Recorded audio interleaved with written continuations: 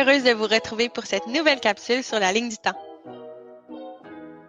La première étape est de déterminer le but de la ligne du temps, son sujet. Est-ce qu'on souhaite parler d'un personnage historique comme Albert Einstein, d'une guerre comme la Seconde Guerre mondiale ou des événements entourant les grandes explorations des temps modernes? Pour cette vidéo, on va étudier l'exemple des explorations. Ensuite, il faut partir à la recherche. À la recherche de quoi? D'informations et de dates. Il faut que les dates qu'on choisisse soient en lien avec notre sujet et notre but. L'objectif, c'est de choisir des dates qui sont importantes.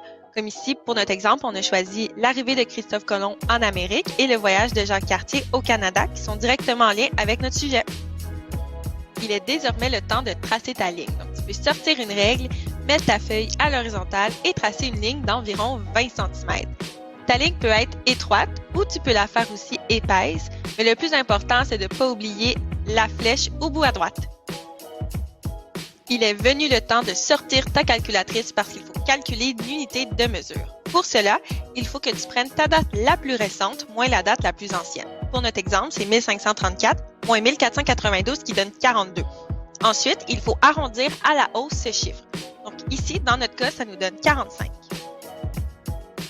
Ensuite, il faut que tu choisisses l'intervalle, c'est-à-dire le nombre d'années que tu vas mettre entre chaque centimètre sur ta ligne du temps.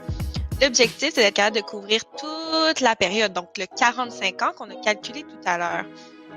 Pour ma part, on va faire des bonds de 5, ce qui va me permettre de couvrir toute la période des explorations. Maintenant, tu dois diviser ta ligne en parts égales, c'est-à-dire à chaque centimètre. Chaque centimètre va équivaloir à 5 ans, comme on a calculé tout à l'heure. Donc, puisque ma première date est en 1492, je vais commencer ma ligne en 1490 et la terminer en 1540, puisque ma dernière date est à 1534. Tu es enfin prêt à placer les dates sur ta ligne du temps. Donc, on commence toujours par la première date et on termine par la dernière.